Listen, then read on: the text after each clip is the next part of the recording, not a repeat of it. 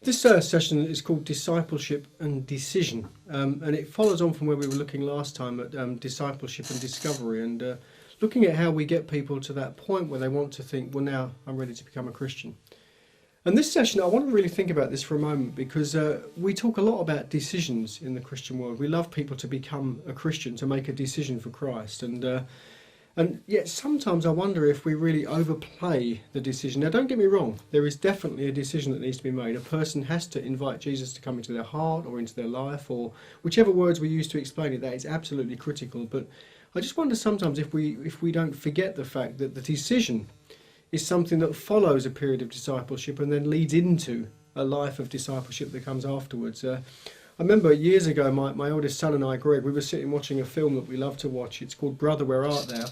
And in that movie, Brother, Where Art Thou?, there's a moment where the three criminals that are on the run, they see a lot of pilgrims going down to the river to get baptised, and there's this great bit of music playing as they make their way down to the river. And the criminals join in with them, and one of the criminals goes into the water with the pilgrims and gets baptised. And when he comes out of the water, he just shouts out, "I'm saved!"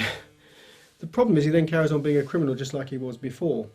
And in some ways, I wonder if we don't put so much emphasis on decision that we don't recognise that actually decision is about being transformed by Jesus so that our lives are changed after that. So there's transformation that takes place in our lives, and as a result of that transformation, then we can live lives that join in with the mission of Jesus to seek and to save what was lost. I was in a church a while ago in the middle of England, and there was a lady who was sitting there. She was a church organist, and she was sitting in the front row of this session I was speaking at. And after I was speaking about evangelism, she came up to me afterwards and she told me that she'd just become a Christian. Now, she was in her 80s and she'd just become a Christian.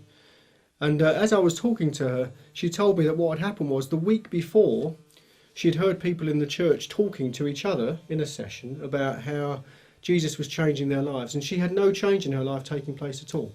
So she decided in her 80s to ask Jesus to come into her life and change her life. The interesting thing was that now she'd brought a friend with her, and she wanted her friend to know who Jesus was. The reason she wanted her friend to know who Jesus was is because she herself was now being transformed. I think sometimes we have to recognise that a disciple is someone who doesn't just make a decision, and that's it, but their decision is to follow Jesus.